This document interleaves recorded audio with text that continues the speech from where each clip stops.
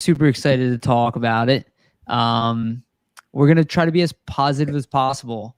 And not really positive, but we're going to bring things home to reality. The internet is essentially majority negative. It is full of fear and panic.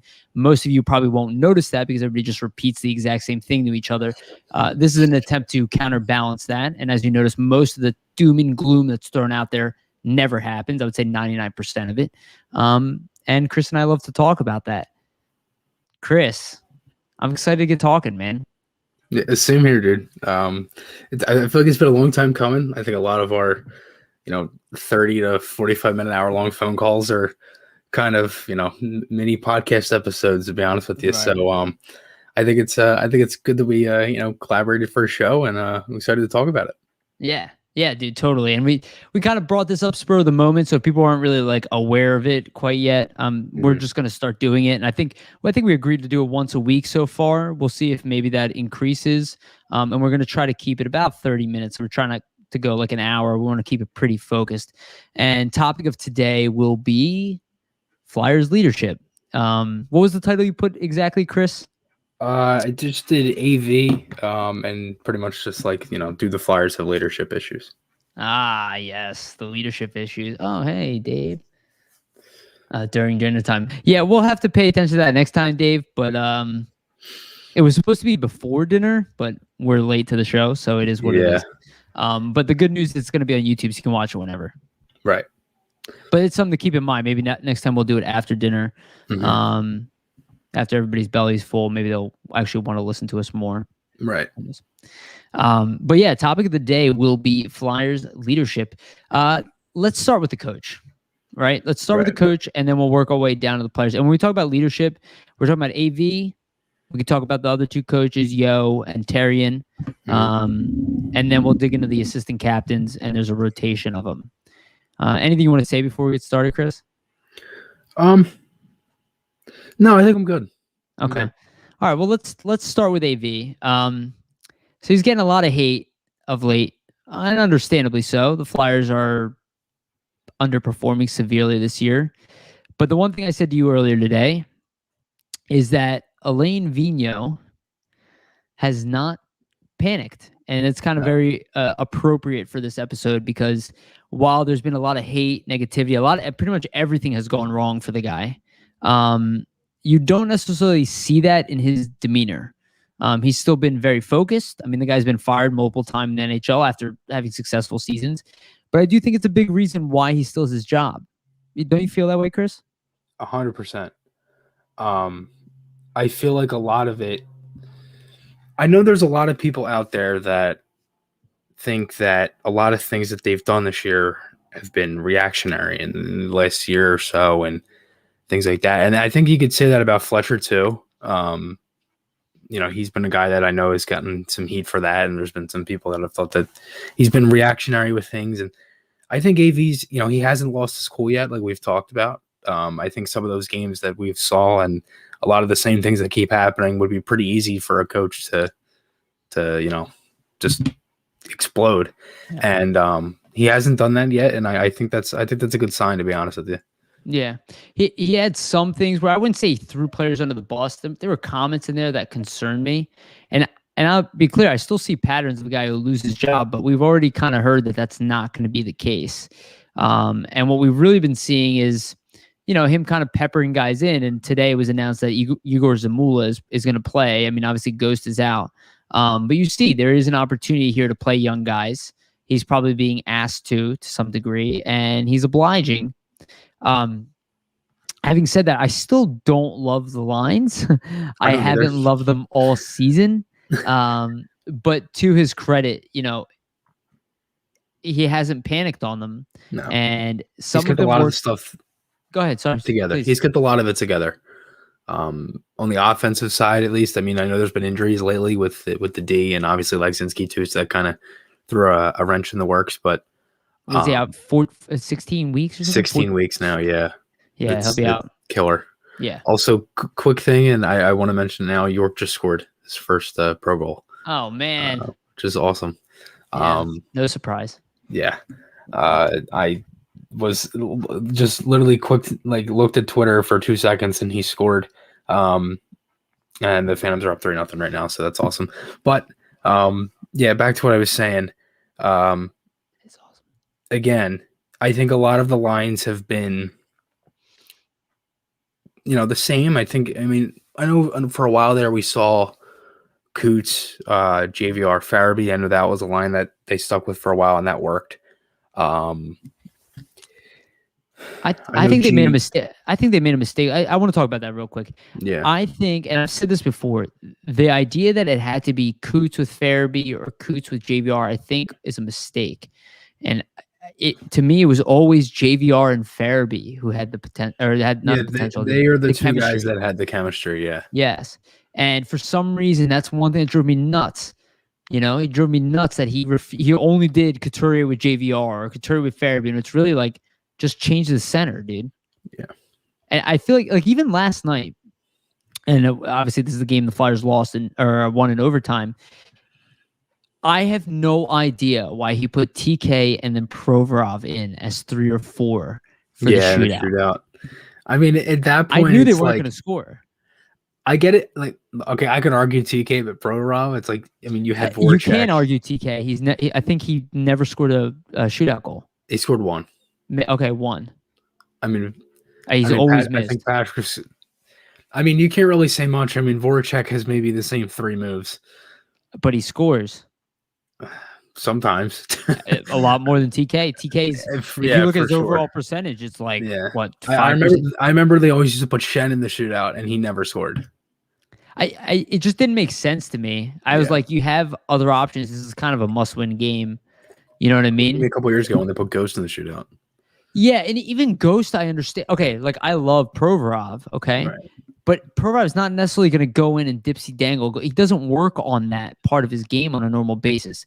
Now, maybe I'm wrong, but I mean, again, when I saw both of them, I was extremely disappointed, and they both were shut pretty easily. Well, at least they won, but I get what you mean. Yes. Yeah, because it was weird. I was like, because I was at work and like Kevin Hayes, like it's on the TV.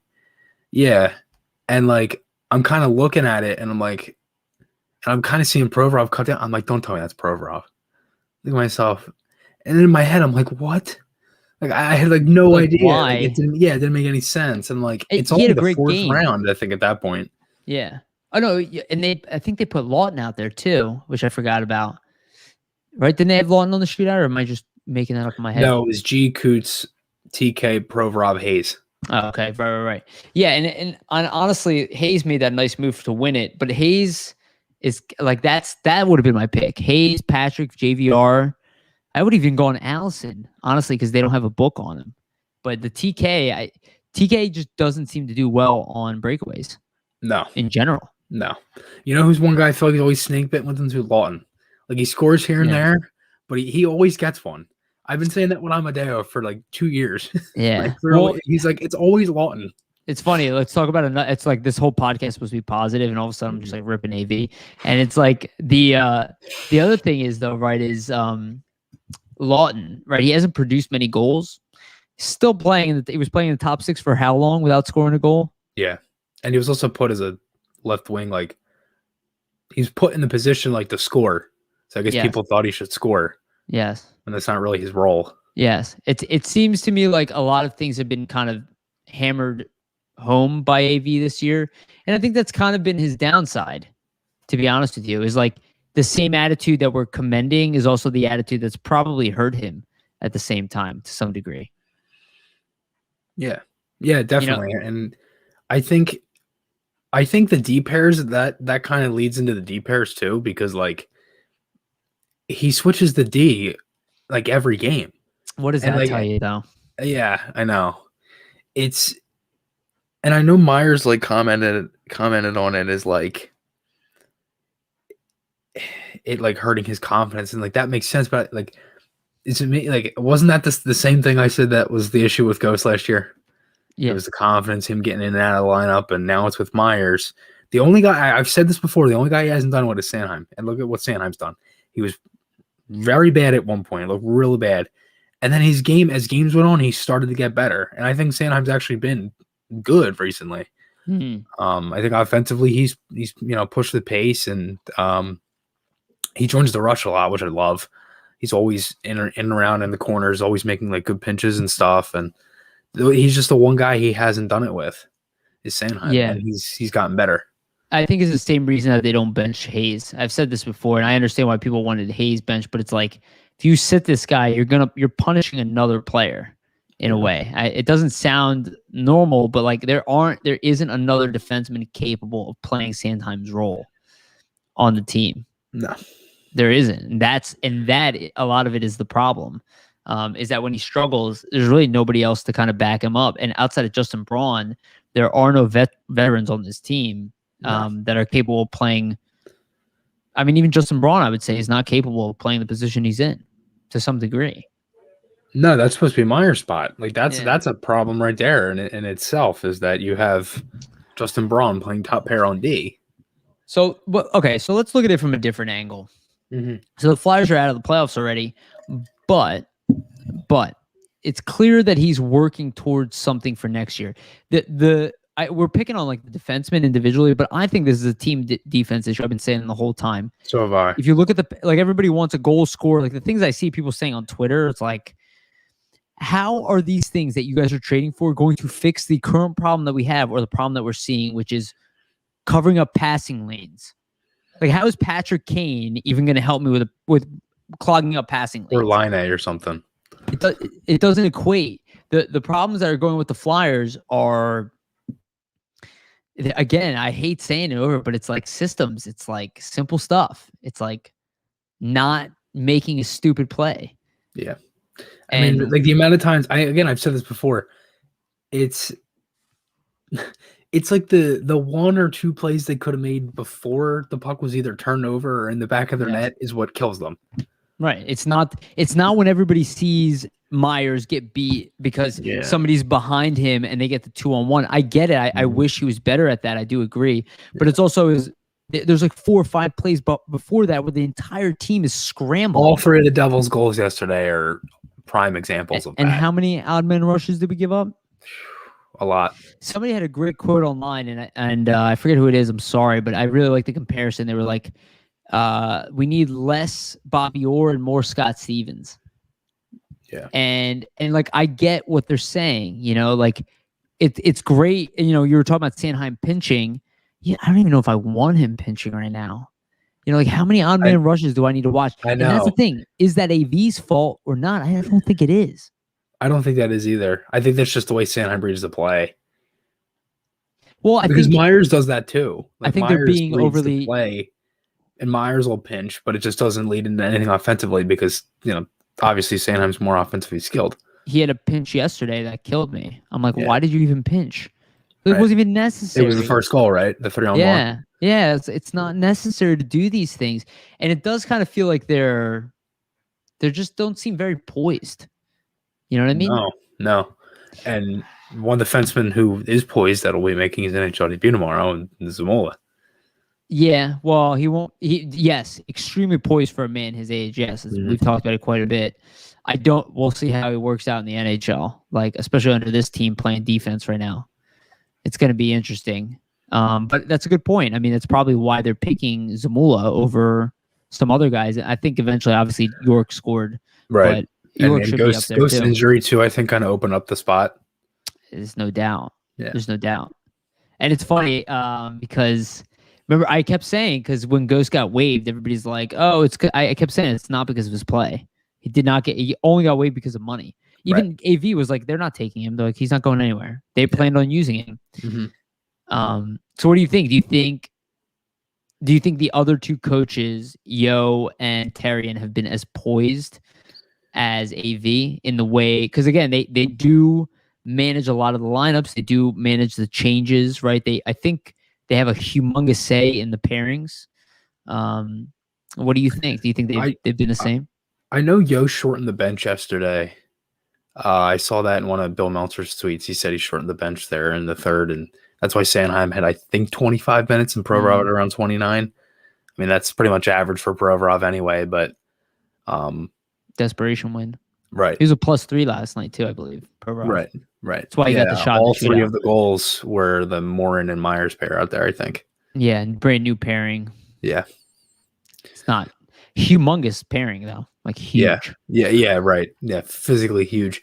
But I mean, I don't know.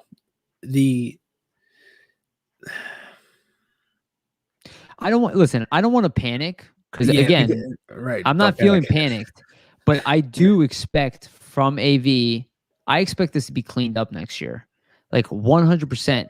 Like if it's not, he's going to lose his job. Absolutely. And then we're in a whole different scenario. Correct. And I mean, wouldn't you want to see him lose his job? And again, we're talking about not panicking here, right? But if you see them continue to play defense like this next year, again, you're not changing your whole team. No. How many people thought the Pittsburgh Penguins would be in first place this year in our division? Almost nobody. No. Exactly. This is not a talent thing, guys. I hear people rip Chris Letang all the time. You know, he's a very similar player to Ghost. Yeah. What are they winning with him by accident? You know what I mean? 1-2. Oh, we got a question here. Nitty Gritty, how do you feel about Giroux? Oh, okay. Well, maybe we should get into. You think he's going to go to the Kraken? Absolutely not. Absolutely not. I'm sorry, Smooch the dog. Okay, I do want to say this. Anybody who thinks that Claude Giroux is leaving the Flyers, I would get that out of your head completely. If you think that it's a good idea for him to leave the Flyers, I would also get that out of your head. This team would be in the bottom dumpster of the league if you lose your legend captain. There's essentially shoestring holding this team together. We're talking about children. Look at the New Jersey Devils. Look at the Devils. I mean this honestly. You're telling me they don't have talent on that team with all those young stars? They stink. They blew a 3-1 lead in the end. Claude Giroux, and people do not understand this. This team would not be where they are without him. No, you do not. And this is why we don't panic. And Chris, I'll let you talk in a second here. Right. You do not. I love that you put the question up there too. Thank you. You do not want to blame your best players for your problems. I can tell you, as somebody who manages people at work, I'm sure some of you guys are older enough to do this. If you're working at a place, okay, and you have one guy who's amazing at his job, and you have 5 people who are kind of average and not very good, do you fire the best one and then be like, oh, well, let's just start over? No. This is fantasy stuff, guys, and this is why we're doing this podcast. These ideas do not exist in a GM's mind. And I'm going to tell you right now, they do not exist. If anybody tells you they do, they're probably not very educated on the topic, and I don't care who they are or what name or publication they have behind them. They're lying to you, and they're making up bullshit. And I'm telling you that right now. And I work for large corporations. I work for Comcast as well. If you operate that way, you will find yourself on the street as a GM or a leader. And I'm not kidding. Yeah. This idea of blaming your best players is a joke. It is a joke. I'm sorry. The idea is to add more talent. Claude Giroux is a legend. He's going to retire second all the time at least. Sorry, Chris. Go ahead. No, you're fine. I love the good question. It's a good question, though. It is. It's just amazing how like people, and just to go off like what you said, it's like they don't realize that would literally 2 seconds after, say that would happen, 2 seconds after, they would literally be worse. Do you guys know what we could get for Claude Giroux in a trade? I know. Do you guys know what Montreal would give us for Claude Giroux? It doesn't you guys matter are talking about giving him away. Any team. This stuff to me is like baffling crazy to me. That he is a franchise caliber player. Yeah, like, and people think he's gonna like people think he has like 2 years left. Like he's like he's like Patrick Marleau or something with the age. Like he's up there at like 44. Like he's 33 years old. He has, and again, that's no disrespect to Patrick Marleau, but like it's like people think that G is like hanging on by a thread here. I'm like, you do realize Pavelski got a very similar contract. He got 7 years at $5 million at 34 years old. I mean, I expect. Was it 7 years? Or did he 7 get years. 7 years? So Or I do. it might have been actually. It might have been 5 years at 7 million. I think it's might have 5 got years that at mixed 7 up. million. Yeah, I think it's backwards. My apologies. I would expect Claude Giroux to get re-signed. I think anything but that is a humongous mistake. Could I see Jake Voracek getting moved? Moved, yes. Do I think they'll be exposed to a degree? I think with how much money has been lost this year, there is a chance that the high contracts will be exposed because they won't be touched. For the same reason you got to pass goes through waivers without risk because these teams are poor. What's the other question? Yeah, I mean, trading either one of those, I think, is a very reasonable assumption. I think that's the type of thing that Fletcher would look for. Yeah. The question is, what do you guys think about Voracek or a JVR trade? Legends do not always get traded. That is not true. I would say majority of the time they retire. If they do get traded, it's because the team that they play for stinks and has no chance of winning. So if we stink, then Giroux's going to get traded. And you can say we stink now, but we weren't supposed to stink. Right. We were supposed to go for a cup. Guys get traded because they don't fit. That's why they get traded. Yeah, this is a comment here from Jacob. I'm surprised they didn't trade JVR before the deadline when he was hot. It's funny. I feel like a lot of people thought that they could move guys like that because they were just playing well when it was literally so tight to where they couldn't move any type of contract like that. I don't think it's a crazy assumption. I understand why people want it. In a normal year, I think it's a lot more possible. Yeah, definitely. Again, the money thing is a big deal here, guys. A lot of teams the flat cap salary doesn't help. And it's the flat cap salary, absolutely, and then the fact that they're actually broke on the year. Like, you have to look at it as a budget for the year. If you're not making money, how do you justify taking in $7 million? Yeah. Or, you know what I mean? It's a lot of money for teams, especially teams that aren't profitable. That's why you saw Toronto. They're just like, yeah, give us whatever. That's why you saw Boston. They have a ton of money. They're like, yeah, we'll take Taylor Hall. And even then, they didn't want cash. Remember? They don't want money. That's why Voracek would be exposed, not because the team wants to get rid of him. You know, why do you think? Hold on, here's a question. Why do you guys think Voracek has to go? I'd love to see an assumption of that. You know, I hear that a lot. Why does he have to go? He doesn't shoot enough on the power play. Remember? Yeah, but he's never scored above 20 goals ever in his career. And I think he's still on track for that right now. Actually, if you look at everybody's statistics, I mean, for the most part, the reason we're losing is because of defense. Jake has defense. 9 goals. I mean, he's not gonna break it, but like their issue is an offense. Like everybody wanted to complain last year about a goal scorer in the beginning of the year. They had 5 guys get over 20 goals. 5. Goal scoring is not this team's problem. No. Even Fletcher said it. And their issue is the consistencies. The issue is the same thing that Hacksaw got fired for. Yeah, we're watching it happen again. And that's where, you know, that's why we're defending. This has looked even worse. Yeah. Yeah. I mean, like I've mentioned it before, and Ryan, you're talking about. So if you want to get rid of Voracek, you know, you get rid of him for a guy like Brent Burns. Like, but that's not getting rid of a guy. You're talking about trading an asset. If you feel that way about Voracek, like he has to go, then what are you getting for him in return? Right? If this guy is such a low value that he has to go for you, then why do you think you're going to get anything back of value?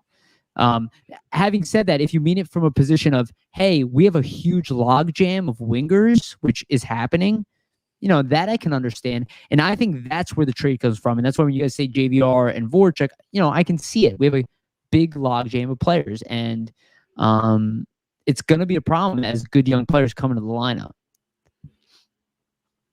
I agree. I mean, look. Okay, I see. Blast, sorry to cut you off, but there is a comment here to say, you know, he doesn't have to go, but use the money. Yeah, and I understand that. Right. But who says we're going to find something to replace him that's actually valuable? I mean, it's pretty hard to replace guys like Giroux or Voracek. I mean, you're not going to find many of them in the league. And I think as for Jake, like, listen, I love Jake. He's my favorite player. It's the reason I have 93 at the end of my YouTube name. It's been my hockey number my whole life. So I've always liked Voracek. and it could come off as bias, whatever. But I don't think there's any player that's like him, to be honest. I mean, I see some of the things he does, like the little things, like the game the other night. I can't remember who they were playing, but he made literally was being held by a defender and passed the puck with his left hand, one-handed to the slot for a chance, and it was against Rangers the other night. That's who it was. Like, I don't know many guys that do that when the puck is on their forehand. I could see your backhand. That's one thing. You know what I mean? But like the strength that he has in the corner and everything, I've always liked him. I've always liked Jake. I don't want them to just get rid of him to get rid of him. I know a lot of people, complain about him scoring goals. Well, one, he's never been a goal scorer. And, the year that he had an unbelievable season, he had 53 assists, I think, that year when he had 81 points back in 14-15, when him and Giroux were, the two of the biggest reasons they were, somewhat relevant that year.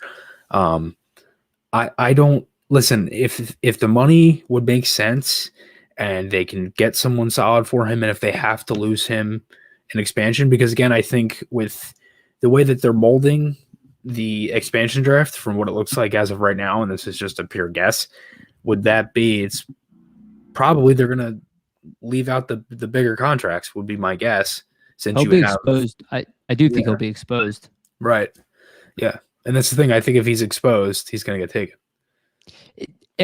If the team feels that they can afford him. And that's kind of what I've been saying is does Seattle believe that they can actually pay his contract? You know what I'm saying? Because they're not going to come in with Vegas where you can fill the stadium to 100% capacity. If that is the case, now you're saying you'd rather move Hayes. I think we all would, but that's why Hayes built that into his contract, which I didn't like to begin with at all. Right. And that's the thing. It's and to go off of that, do you see them as more of the 4-4 method or the 7-3? Because with Hayes, having the no move, and then also Giroux, that's two guys. So that's why it's kind of tough, because it's if they were to pick up another defenseman before and they do it say at the draft or something or whatever, does that mean they have to change the whole expansion draft then, or what? I think the reality is Fletcher's going to look to make moves, but it's not going to be this humongous overhaul. Yeah. And it's also important to remember, this is kind of why we're saying don't panic. If I see my GM freak out and start trading a bunch of guys left and right, that's what Mike Milbury does. Do you guys know Mike Milbury? Do you guys remember every GM that you see behaving like a fan, you see what happens. And that's why this is called don't panic, because good organizations don't panic. If Tampa Bay lost in the first round to Columbus Blue Jackets, why didn't they panic? Why didn't they trade all their players? Why didn't they go, oh, we don't have enough grit? Why didn't they fire their coach? Yeah. I mean, it's the same thing with Boston, too. I mean, for how long they've been a team. Washington's another one. I mean, they could have, They all could have. And now Washington fired their coach. Again, you make a simple move. You make one. What I think the Flyers are looking to do is bring in balance to this team by taking away some of the talent from the forward. And that's why I think people bring up a good point. Voracek or JVR, maybe the most expendable to some degree, and put that money on D. We need a guy like Voracek on defense. Not literally, but you guys know what I'm saying. Is that we need veteran leadership on D. This team is fragile.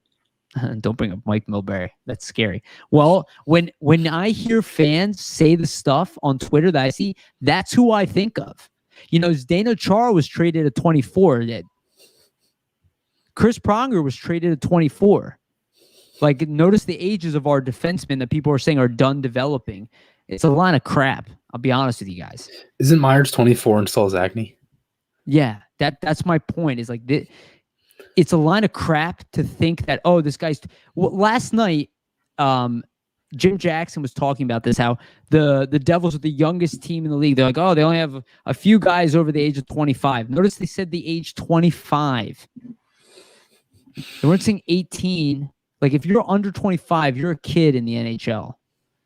I know our media likes to pretend otherwise and they want to sell you something else. But if you're not like a 1% of the NHL, you didn't develop by the age of 20, 23 years old.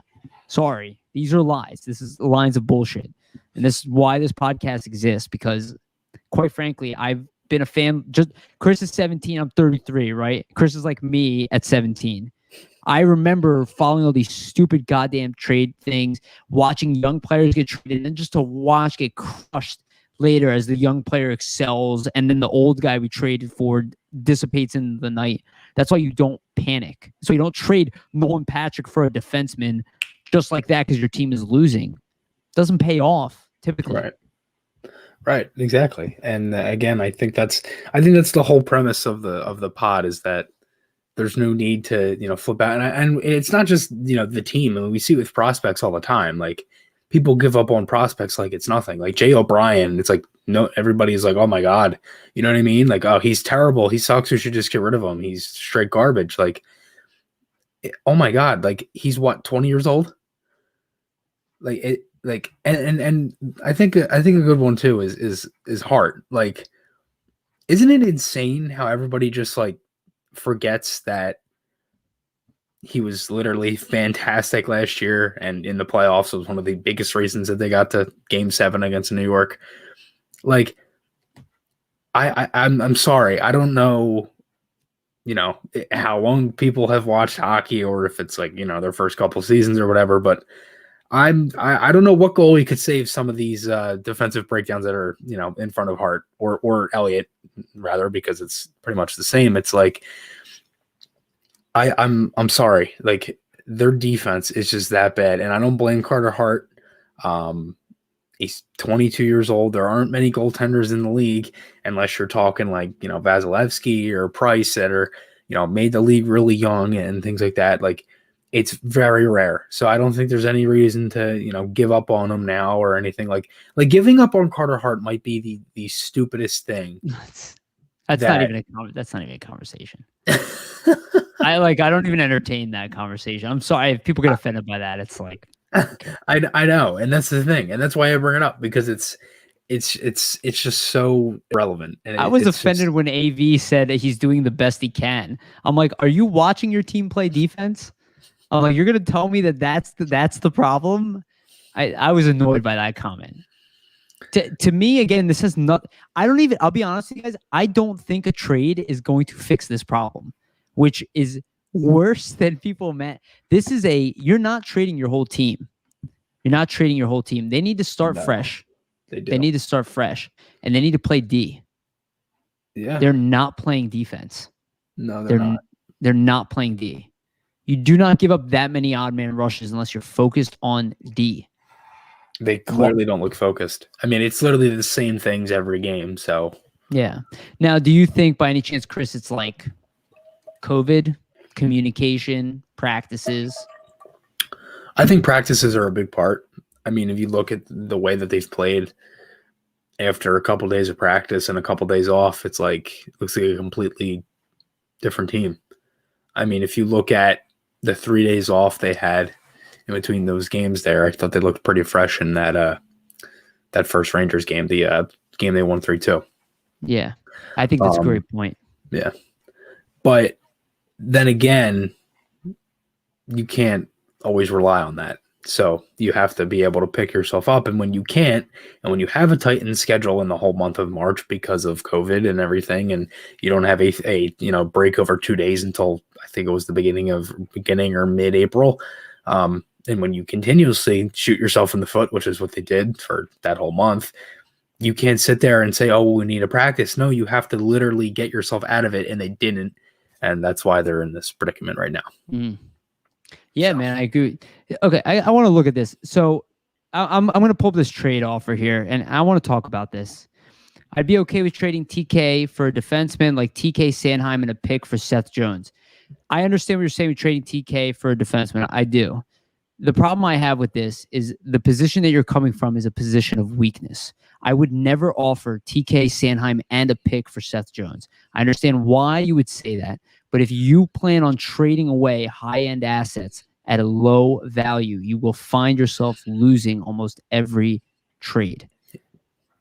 and I mean that honestly, you do not trade TK, Sanheim, and a pick for Seth Jones. I get the appeal of Seth Jones. I get that you'd have to steal him from the team. I get that. Look at the Mantha trade and what just happened with Washington. Do you think they're a little nervous after he put up Verana put up 4 goals in his first game? Just a little bit nervous. How many assets did they give away for Mantha? Yeah. 4. It was Verana, Panica first and second. Yeah, and that was a representation. The team didn't want to move Mantha, in my opinion. But then again, it's like won. He's going to win Mantha that trade. He scored in the first 4 games he was there. Yeah, he's a great player. Right. Seth Jones is a great player. There's no denying of those 2 players that are listed. Seth Jones is the best player, right? We don't doubt that. But my point is, what are you going to do to fill the other voids? Yeah, I mean, you just took out a top 6 winger, and you replace a top 4 defenseman.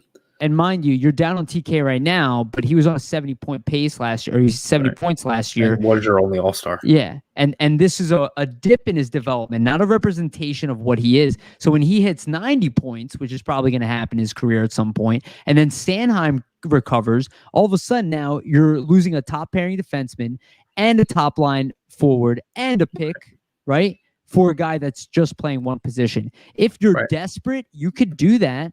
Yeah. But is that really going to help you in the long term?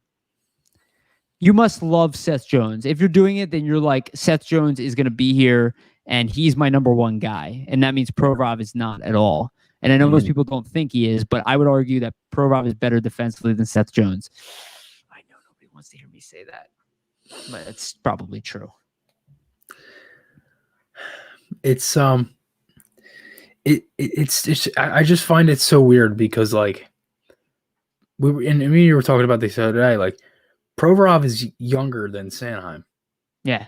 And has played like double the minutes. Yeah. And has been in the league longer. Yeah. And is already, an assistant captain. Like he exactly. Right here. Provorov has to be the number 1 guy. Exactly. I mean, if he you already is. Yeah, he was last year. If you weren't molding that, then where the hell else were you? You know what I mean? Like, who are you going to mold it by then? Well, and that's why we say don't panic, right? Just because you see Provorov as being overwhelmed this year doesn't mean he won't be. No. Victor Hedman struggled until he was, 25, 24 years old, I think? Something like that. People forget these things. That's the thing, is that, and Victor Hedman's surrounded by how much talent? Yeah. Who's his number 2? Ryan McDonough? And last year in the playoffs, he had Bogosian. I mean, how many defensemen do they have on that team that were awesome? TK does not disappear in physical games. You're referring to a small sample size. TK is very physical for a player in the 16 size. games we saw in the playoffs. Is that what we're talking about here? Yeah, where the whole team struggled and he hit the post a bunch. Right. And when they had a handful of guys that didn't score and they averaged like 15 to 20 shots on net a night. Yeah. See, and I'm reading the comments. None of you guys are crazy. Like no. I'm not getting angry here, or not angry. I'm not getting intense here because I think you guys are crazy, right? Like every now and then you guys will say something. You'll say something extremely rational right afterwards. Mm-hmm. That's the whole point, is that we're panicking. That's why we're doing this pod. What happens is when things go wrong, you start looking for scapegoats. You start looking for, well, maybe it's this, maybe it's that, maybe it's this, maybe it's that. And that's the exact opposite of what you really want to do. You really never want to behave like that ever. Anything in life in general, but you really don't want to do that. If Chuck Fletcher starts behaving like that, again, every time you see GMs behave like that, they usually lose those trades. I want to win the trade. I want to trade Coburn for a first and Gudis that I flip for TK and Niskanen. Those are the type of trades we're looking for. He did not lose his swagger. That is not a real thing. Players don't lose their swagger at 23 years old, 20, you know what I mean? They go through cycles. They go through dips. Life is all in ups and downs, and you will see that with almost every player. Brad Marchand was no one at 23. You barely knew his name. Name a single heavyweight fighter in the league that's young. Name any big dominating player that's young. I mean, Wilson, maybe? Can you even count He's Wilson? not young. Yeah, exactly. And he's a rarity. Yeah, it's rare when you get a fighter that can them. score 20 goals and play first 9 minutes. And look, I had Curtis Gabriel on the podcast, and I said it to him, and he's like, yeah, that's exactly what Bruce Boudreau said to me. I said, look, you're about 27 years old. You have a physical role to play. I was like, you're not doing that as a young guy. He said, yeah, that's exactly what Bruce Boudreau said to me. Because they're not confident enough. You have to be a man.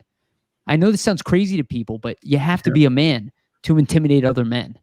It's not going to happen. TK is not intimidating. Even Nolan Patrick at 6'2" is not intimidating. It just is what it is. Yeah.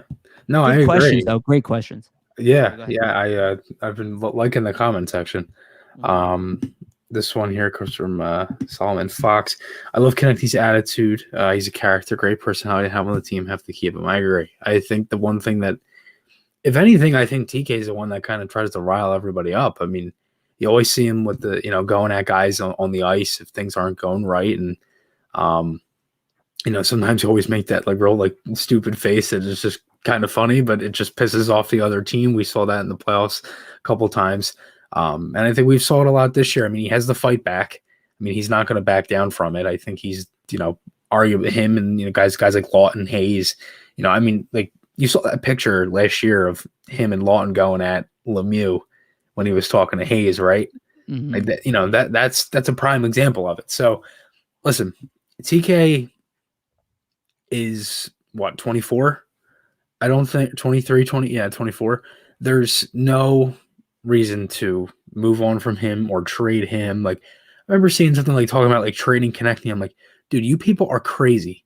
I'm like, 1 year, right, where everything doesn't go right. It's been the season from hell, essentially.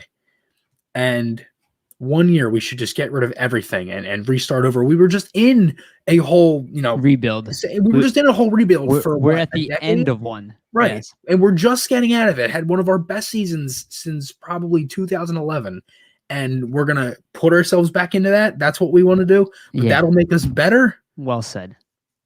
Well said, Chris. And again, we're not low on assets. Do we need first-round picks and young players? No.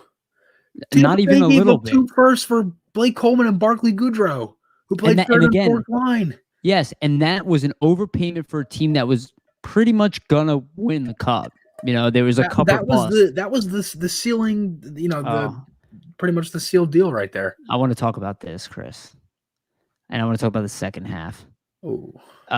This is one of the most infuriating things. I'm sorry. What is this whole not signing Couturier thing? Do you guys think that he is possible to get somewhere else? I saw a tweet the other day that Coots was labeled as someone's untouchable, or not labeled as untouchable. Yeah, sorry. I'll say this, and again, I could be wrong, but there's a 0% chance he's not getting re-signed. He literally won the Selke Trophy. There's this idea that you're not re-signing Sean Couturier is... That might be the stupidest thing I have ever heard. Maybe you trade him for another elite guy, but even that's not happening. Why? I still think it was why don't you trade him for another viable center? He already is the viable center. He's number one center in the NHL. I know. The Selke Trophy. And he's still pretty young, too. So it's just the beginning of really his domination. And this is what we're saying about panicking. Stop panicking. You're not trading anybody. You're not. Yeah, thank you, Ryan. Ryan is saying no. Coots is the best player on the team. Look, he pretty much is. It's not. It's hard to deny that Coots is the best player on the team at this point. There's a handful of guys. And the reality is you're not finding another Sean Couturier in the market. This whole idea that you can just bring in other guys. Teams aren't removing their best players. It doesn't make any sense. Even John Tavares leaving the Islanders didn't want him to leave. Not re-sign with us. I don't know where you're getting that from. He's absolutely going to be re-signing here. Realistically, the Flyers are going to try to shed some cap, and that's where you guys mentioned Voracek and JVR. You do that. That's where you try to shed some cap, so you keep him. You keep him. Bring in another first-line center if you can find one. That's where you go out and you trade 2 first-round picks, a good young player, if you want to go out and get Eichel, which again I think is impossible, but I'm just going to throw out a random scenario. You have a team with a ridiculous amount of assets. We have all of our first round picks. We have a bunch of former first round players. We have a bunch of good young players. You put together a big package, overpay, and get another number one center if you think you need one. Right. And maybe it's Nolan Patrick. I see, do we give Nolan Patrick a 1-year contract or is he gone?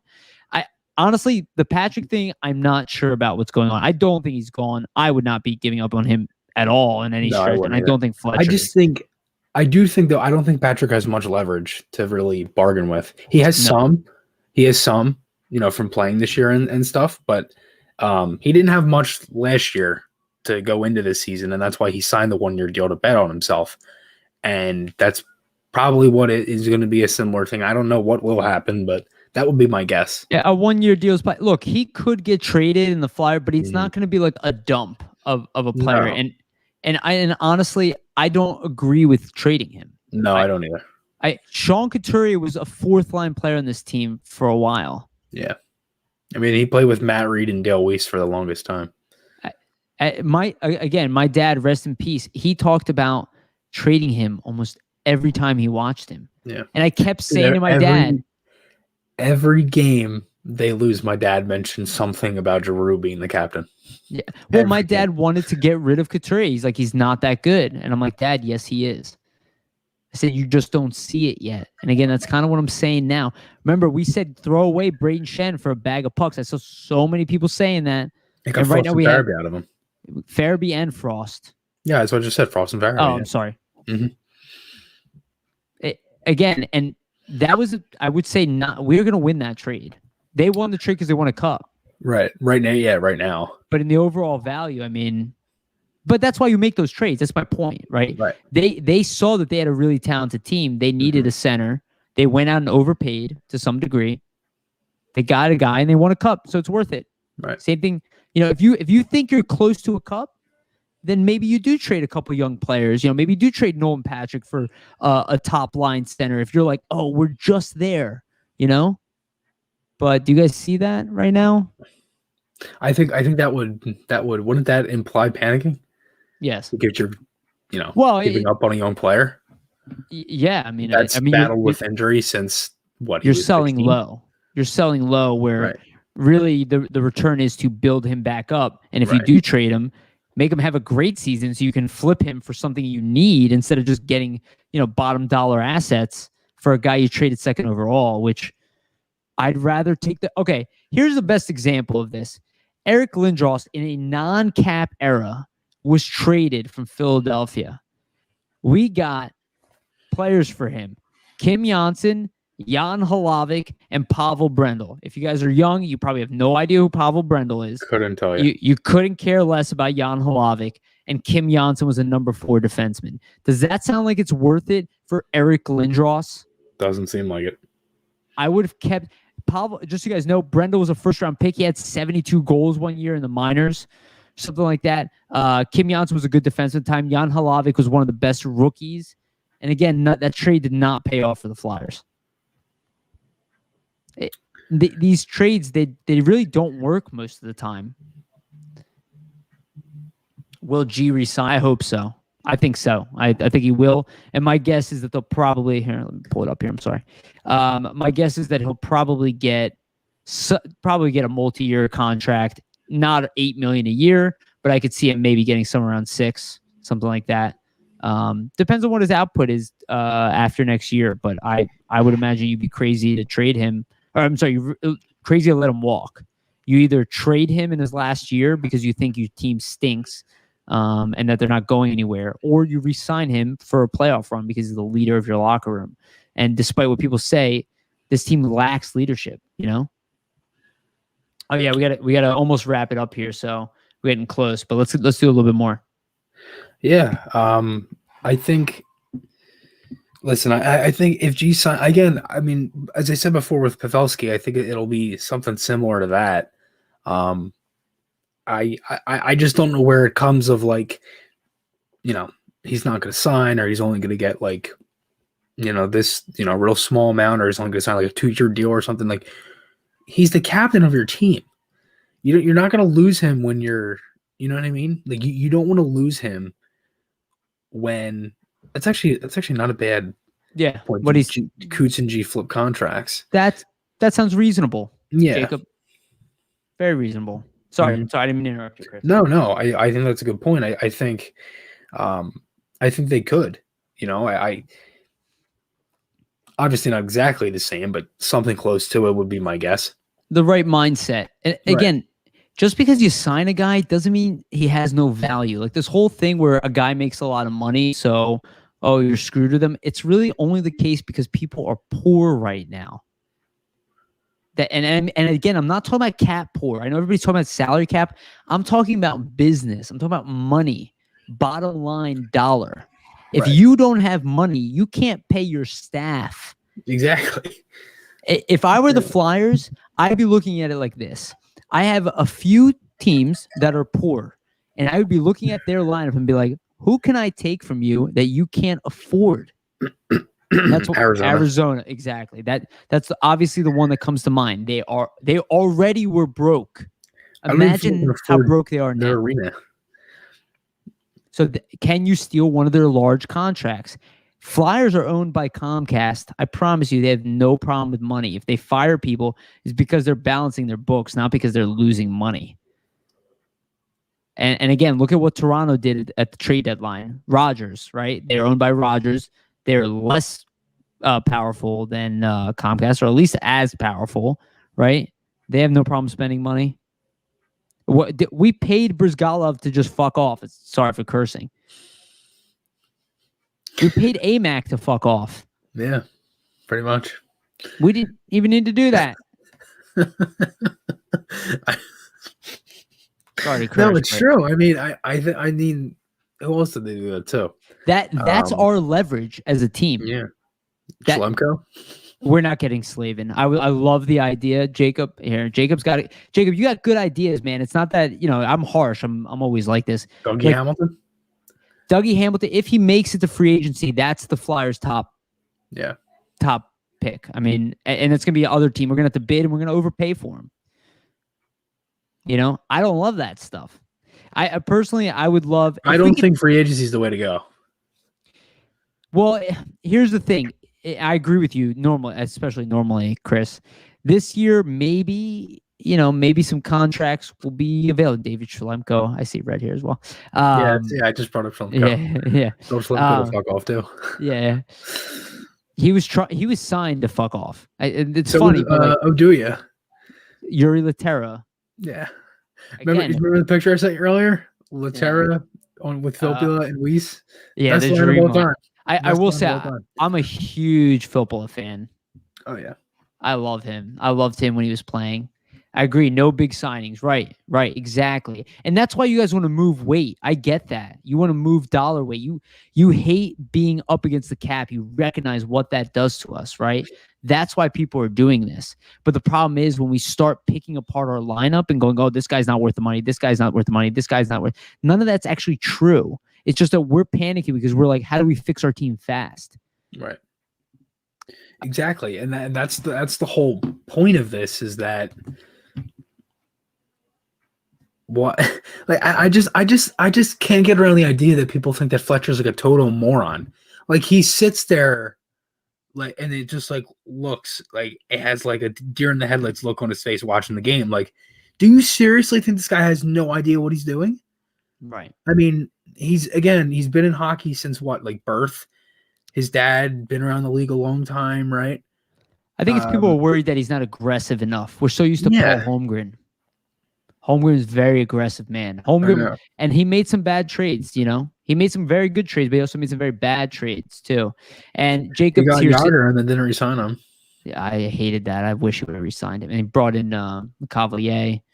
Just didn't work out. But I loved Lecavalier at the time. But I want to make room for the youth. Jacob, we have room. It's all youth. What do you think these problems are, dude? We have too many young guys, man. That's what we're getting at. That's the problem. They have too many young guys. Yes. That's why we're losing games.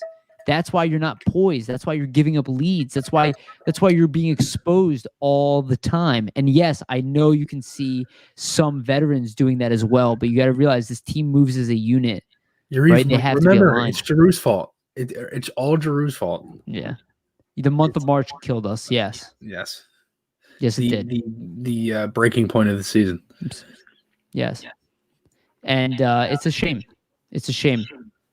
Hold on, let me see this. I think we should maybe talk about this for a second, just because. Does it Let hurt me you, go first. guy? It'll be quick. Yeah. Carter on the Penguins, it didn't affect me. I wasn't a fan when Carter was on the team, so I loved him. It didn't affect me. It doesn't. I wouldn't say it hurts me. Personally, it hurt me a lot more watching the Kings. Actually, I couldn't even watch, and that wasn't so much because of Carter. That was actually because of Simone Gagne. He was my favorite player ever. Maybe still is. I get that it's tough. For me, it's just I don't want to see the Penguins win. Right. Yeah. If you had to pick a team right now, like just for fun, if you had to pick a team right now, you think could win the cup, who would you say? From where? From like just in general? Just in the league. I mean, there's a few teams that are capable of winning the cup. It's difficult. Yeah. There's if you want to just pick from our division, I kind of want to say. My guess is Vegas. I kind of want to say none, but that's maybe optimistic.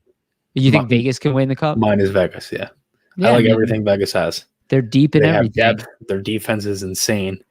They have two very solid goaltenders who can both get hot and go for long stretches of time. I think they have a good coach. I think Stone, Pacioretty. Yeah. They have really good top four defense in Theodore, Martinez, Pietrangelo. And who is the other defenseman? I can't remember on Vegas right now. I don't remember it off the top of my head. I apologize, but obviously they're just loaded, and I think they're a very solid team all around. One team I could see a surprise though, Minnesota. I would a little weak, but I think they could surprise some people. Chris, there's a comment. Chris, is it Nicholas Hugh or Hogue? Is that who you're referring to? Nicholas Hogue. That is one. I think he plays bottom pair though. And then people are saying Avs to win, and then Jacob's saying Toronto. I mean, Toronto's a good team this year. They added a lot of veterans. They're in the weakest division, but again, playoffs are going to be wild. I was 7 actually, but go ahead. That's fine. Hey, it's not too far. I'll say this. We talk about goal scorers. And Chris, I know you're not like a huge Carter fan, but both Carter and Richard. I'm not a Carter fan. I just didn't really know him. Well, both Carter. Yeah, I just mean like. Right. Yeah, it's true. You weren't really around for that era that much. But if you want to tell me goal scores, those are the type of goal scores I want. Those guys play D. Jeff Carter was very good at D. Simone Gagne was even better.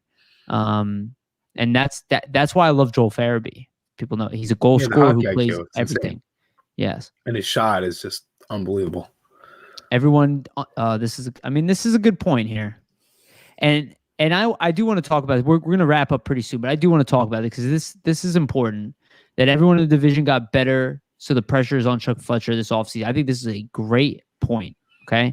Everybody did. And it's in the numbers because we're losing. Here's the question. I brought this up to Jason Martinez. Why didn't he make us better? Ask yourselves that question. Is this somewhat predicted? And I know people don't want to hear that. And I know people might be in denial about it. He says no. Fletcher says no. But I'm going to ask him the question is, why didn't you make us better in the offseason? He didn't do anything. He was waiting for expansion. He's waiting for expansion. He's scared of expansion. It bit him in the ass last time. He's not going to let it happen to him again. He's going to try to take advantage of it, I would say, this time, rather than have himself take advantage. He lost a guy like Alex Tuck with Minnesota, and look at how good Tuck is. Jacob blames the coach. Let's end on this one, because this is we started off with like talking about leadership, so let's end it with the coaches. Mm-hmm. Do we blame the coach? I blame the coach, yes.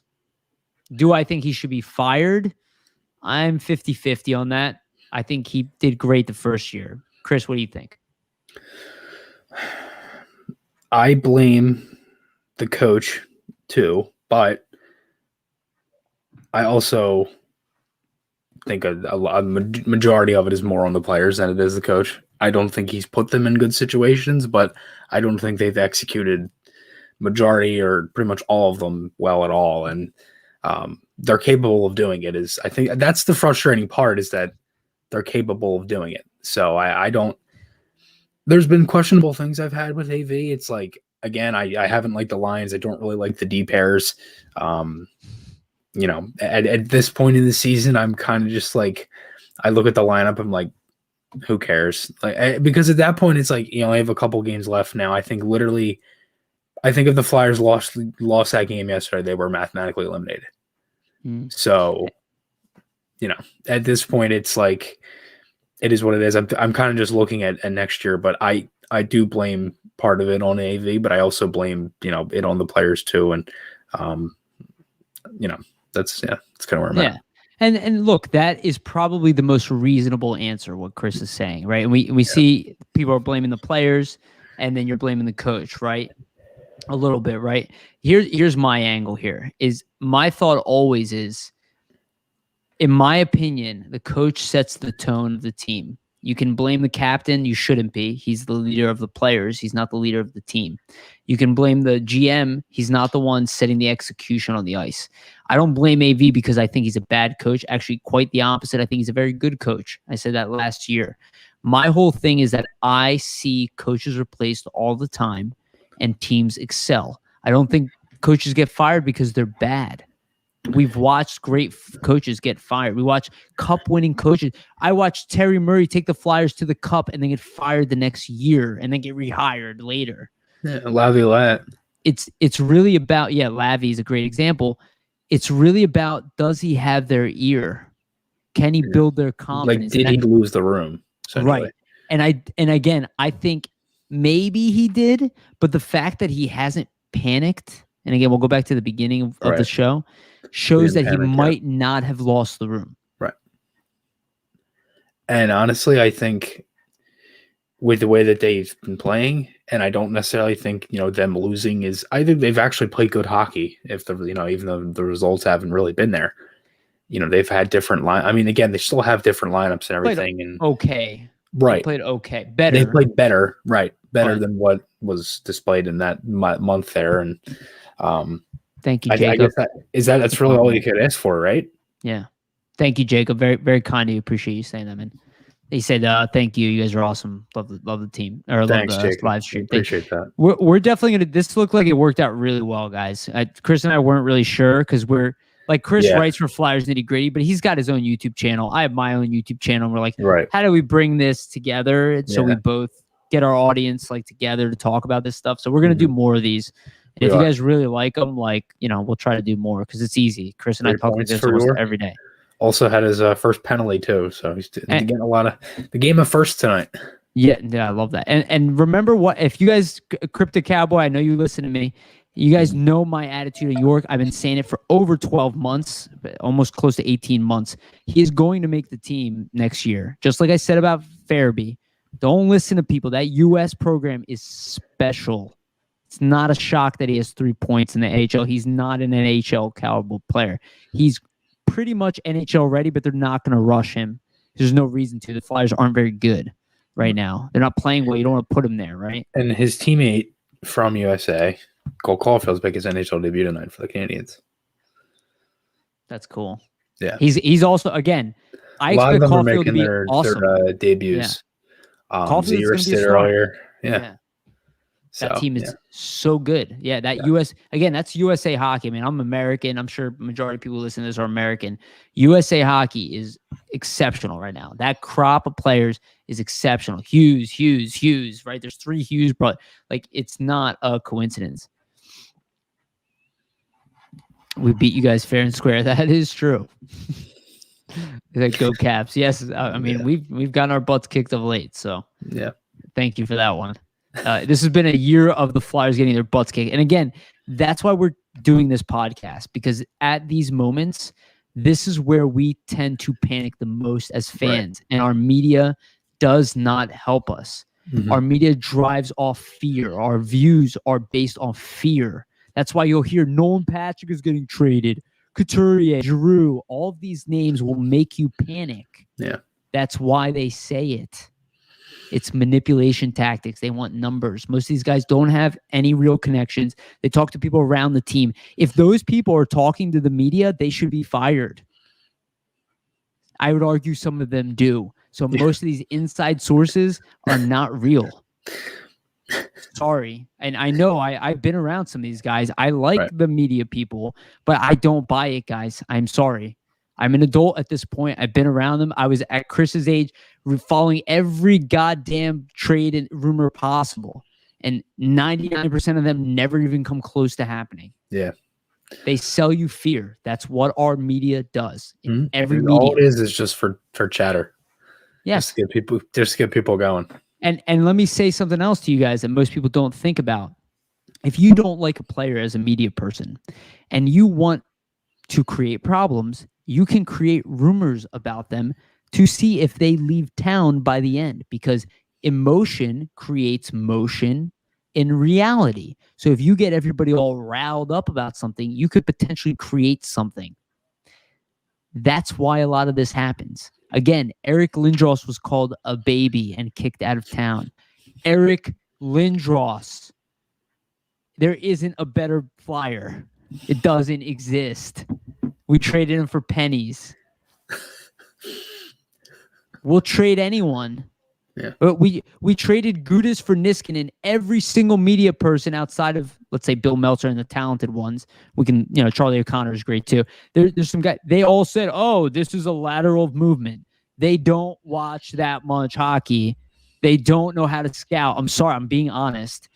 Their hockey opinions aren't great. I'm sorry. I'm saying it right now. It's why everybody said Frost and didn't say Farabee. And I said Farabee for like 2 years because I scouted him.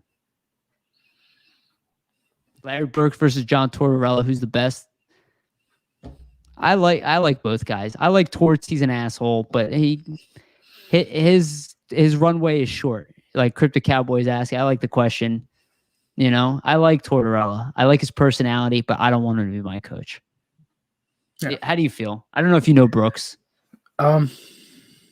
Older. I don't know Brooks, no, but Tortorella, I don't. No, I don't know. I mean, I see the way the guy handles just the media is like, I don't know. We're going way over on this, but I like this comment on here. We go. Giving us you know what? Honestly, you're welcome. In my opinion, I hope he wins. And so do I. I love Michael Raffle. Yeah. He deserves it. He does. I'll be honest with you. I don't hate the cat. He was one of my favorite Flyers. Yeah. I mean, I pretty much started watching when Raffle came on the team. Yeah. Nicholas Backstrom, one of my favorite players, without a doubt. Love him. So I don't hate players. I love Sidney Crosby. I'll say right now on a Flyers pod, I love watching Sidney Crosby. I hate the fact that he's a Penguin. All the time. Drives me nuts. The only time I don't like him is when they play the Flyers. Yeah, I respect the shit out of him. I love his game. I love I was annoyed that people were saying McDavid was better than Crosby, like immediately. I'm like, no, Crosby's incredible. Yeah. All right, we got blasphemy. I'm sure I offend some people with that comment, but I can't help it, man. I love talent. I'm not bitter. I love talent. If I could get Sidney Crosby here, I'd get him in a heartbeat. Yeah. All right. Anything we want to sign off? Anything you want to say, Chris, before we end this one? We went over an hour, and we were planning on going a half hour. So yeah. No, I mean, I thought it was a good first episode. Thanks everybody for listening. As we said, we're gonna try to not do dinner time next time. We'll try to do after dinner. Yeah, right. Yeah. Give people a break. Mm-hmm. Yeah, no, I thought it was a good first show. I mean, I know we're gonna be doing more of these. We'll try to probably stick more on topic next time. Won't be as long, but I thought for first time that was a good time. And Yariv, again, thanks for the idea because I'm excited for this. It's gonna be fun. Yeah, guys, and again, it's awesome that Chris and I get to bring our community together because, like, he is like more than double the subscribers that I do. But still, we kind of have like little isolated pockets. So, we figured bring people together and have the conversations that Chris and I have like regularly, and right? A lot of the stuff we do is, I hate to say it, but it seems like it's like wasted time. With the phone calls and stuff when we might put it out there. It's wasted energy. Yeah, right. Yeah. All right. Thank you all. Really, sincerely, thank you for commenting and all the questions. You know, if I seem harsh, it's like this is just my attitude. Yeah, make sure to like and subscribe if you can. I mean, we both have YouTube channels, so subscribe to both of us. But you know, we'll be on here. Check out Flyers Nitty Gritty. Check out Chris Flyers Fan Mania. Check out his Instagram. He posts everything on Instagram. I don't do much Instagram, but his Instagram is off the chain, so make sure you follow him on there. Yeah, thank you. Thank you for everything. And remember, don't panic.